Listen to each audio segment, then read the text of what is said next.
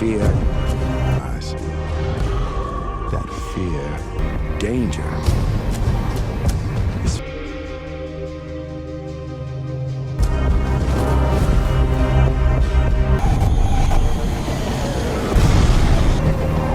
No, sir.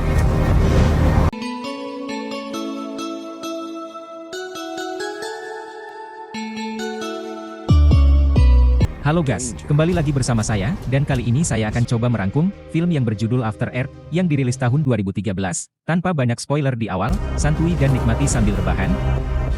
Dalam waktu dekat, kelebihan populasi dan perubahan iklim telah membawa kehancuran global ke bumi. Sebuah organisasi yang dikenal sebagai Uniting Ranger Corps dibentuk untuk mengatur evakuasi planet ini, dan umat manusia akan menetap di koloni angkasa yang disebut Nova Prime. Melihat manusia kini rentan, ras alien bernama Eskrel mengirimkan sekelompok Ursa untuk menyerang. Ursa ini adalah predator ganas yang dibiarkan untuk membunuh manusia, dan meskipun mereka buta, mereka dapat memburu orang dengan mendeteksi feromon yang mereka rahasiakan saat ketakutan. Untuk menghentikan invasi, para penjaga melawan Ursa dengan pedang mereka, dan komandan utama Chipper membuktikan dirinya sebagai pahlawan saat dia belajar cara menekan emosinya. Dengan tidak menunjukkan rasa takut, seseorang menjadi tidak terlihat oleh Ursa. Ini adalah teknik yang dikenal sebagai ghosting. Beberapa tahun setelah perang, putra Chipper, Kitai, menjadi kadet di Akademi Ranger karena ingin menjadi seperti ayahnya. Bahkan selama tes paling dasar seperti jogging, dia berusaha lebih keras hanya untuk membuktikan bahwa dia spesial. Namun, meskipun nilai ujiannya bagus, ia tidak melakukannya dengan baik di lapangan, dan Kitai belum mendapatkan promosi menjadi ranger yang diinginkannya. Sore harinya, saat Chipper pulang dari misi, Kitai memberitahunya bahwa dia gagal dipromosikan. Alih-alih menghibur putranya, Chipper tetap bersikap dingin seperti biasa dan berkomentar Kitai pasti belum siap, karena komandan tahu apa yang dia lakukan.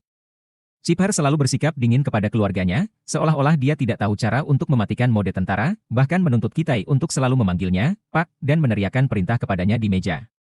Setelah makan malam, Chipper membawakan istrinya Faya hadiah yang dia dapatkan dari misi, dan memberitahunya bahwa keesokan harinya dia akan berangkat ke Ibhito untuk melatih taruna.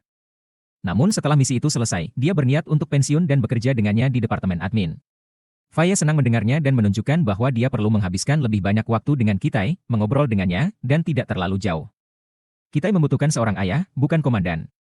Dia pikir Kitai memiliki banyak rasa tidak aman karena dia menyalahkan dirinya sendiri atas kematian saudara perempuannya Senshi dan mencoba untuk terhubung dengannya dengan membaca buku favoritnya, Moby Dick. Dengan mengingat hal ini, Chipper mendekati Kitai dan memberitahunya bahwa dia akan datang ke Ibhito bersamanya.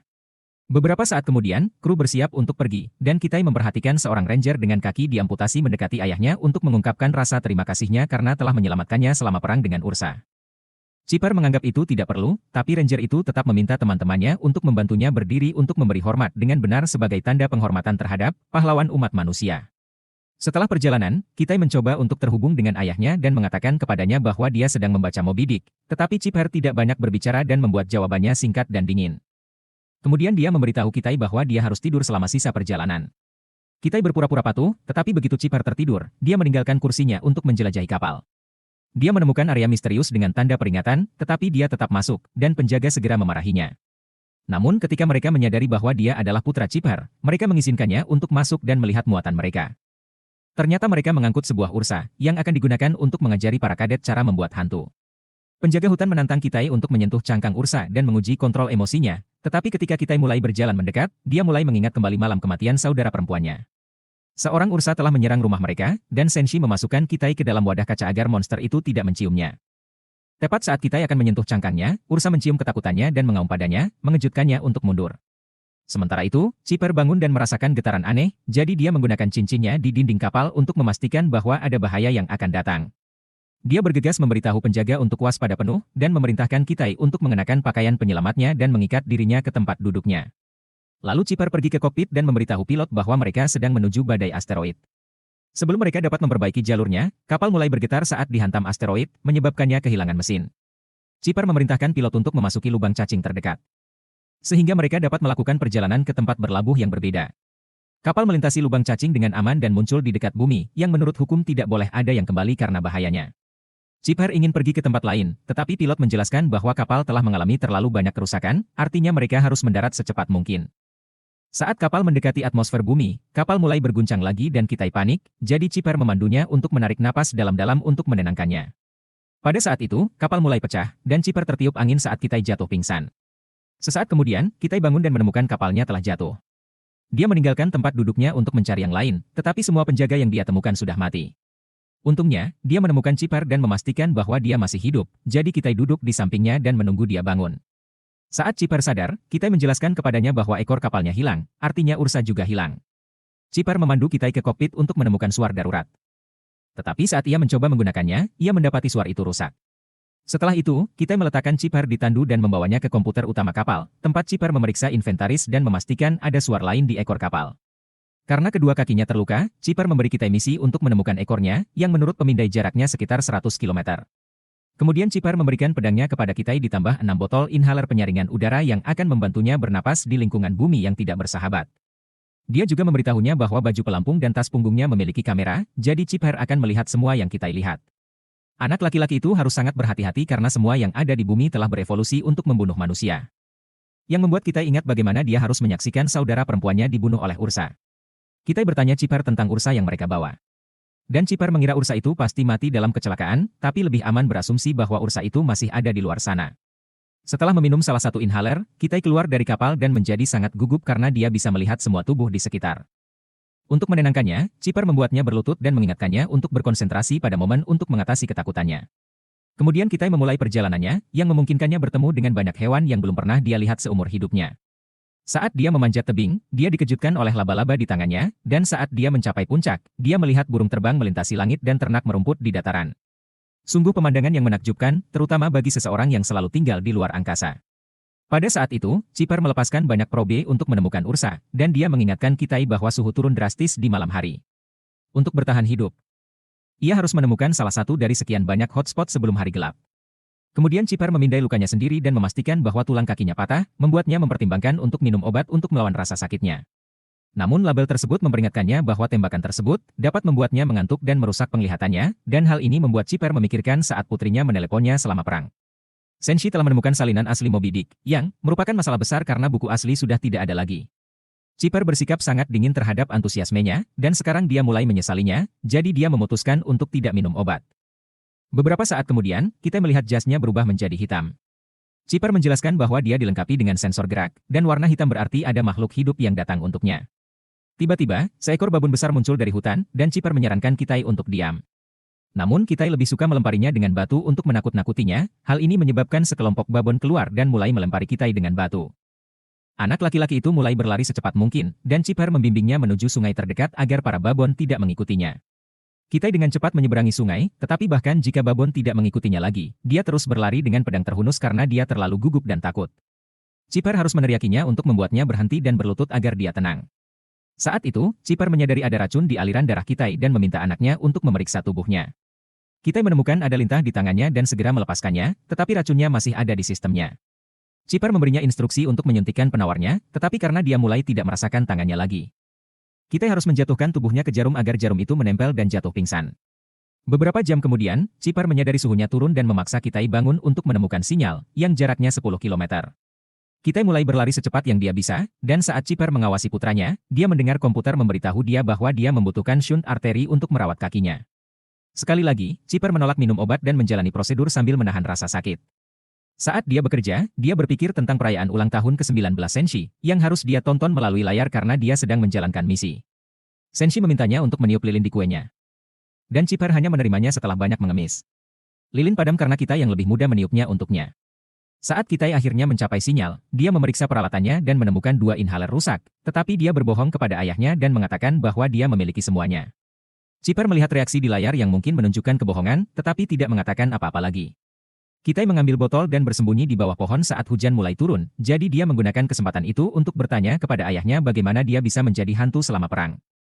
Chipper memberitahunya bahwa seekor Ursa pernah menikam bahunya dengan penjepitnya dan selama perjuangan, mereka jatuh ke sungai. Ursa mencoba menenggelamkannya, tetapi ketika Chipper menerima kematiannya, penjepit keluar karena Ursa tidak dapat menemukannya lagi.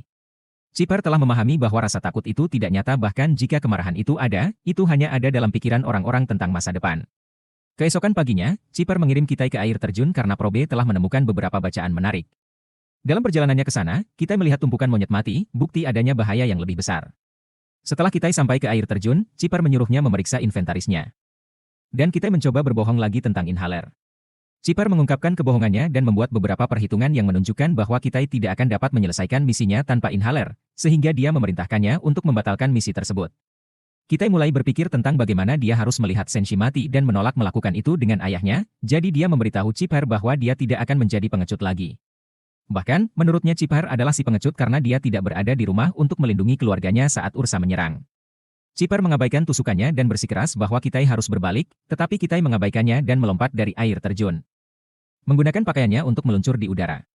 Pada saat itu, seekor condor besar muncul dan mulai mengejarnya, jadi Kitai mencoba menyetir untuk bersembunyi di balik air terjun. Namun condor itu cepat dan begitu Kitai keluar, burung itu menyerangnya. Kitai jatuh pingsan dan Cipar kehilangan semua komunikasi dengannya. Beberapa saat kemudian, Cipar terbangun di sarang burung condor bersama anak-anaknya. Dia mencoba untuk pergi diam-diam, tapi tiba-tiba beberapa singa muncul, mencoba masuk ke dalam untuk makan. Condor menyerang kebanggaan, tetapi banyak dari mereka menghindarinya dan terus mencoba masuk. Kitai berhasil melempar seekor singa keluar, dan burung condor itu menangkap singa lainnya, tetapi ketika singa ketiga masuk, Kitai tidak punya pilihan selain menggunakan pedangnya. Dia tidak ingin berkelahi, jadi dia malah membuat lubang di tanah untuk membuat singa itu jatuh.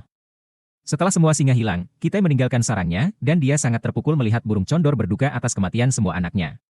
Setelah itu, Kitai mencoba menghubungi ayahnya, hanya untuk menemukan komunikatornya rusak. Kembali ke kapal, Cipar mendapatkan gambar dari dronenya yang menunjukkan tubuh para penjaga yang tergantung di pohon, yang berarti Ursa sedang berkeliaran. Cipar memutuskan untuk merekam pesan untuk istrinya, hanya mengatakan bahwa dia kehilangan putra mereka. Sementara Kitai terus berjalan melewati hutan dan bersembunyi di dalam gua untuk menghindari dinginnya malam. Di dalam, dia menemukan gambar yang ditinggalkan oleh manusia gua dan banyak ular berbahaya yang dia hindari tepat pada waktunya.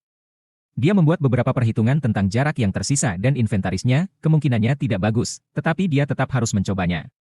Keesokan paginya, Kitai meninggalkan gua dan menyadari bahwa burung condor mengikutinya. Berpikir dia ingin menyerang, Kitai mulai melarikan diri dan segera dia harus menggunakan penghirup terakhirnya. Setelah itu, Kitai membuat rakit kecil untuk mengarungi sungai. Saat dia tidur siang untuk istirahat, dia bermimpi Senshi muncul di sampingnya, dan dia mencoba memberitahunya bahwa pada hari kematiannya, dia hampir meninggalkan penahanan untuk membantunya. Senshi tidak mempercayainya tapi dia tidak keberatan, karena menurutnya dia melakukan hal yang benar dengan menyelamatkan dirinya sendiri.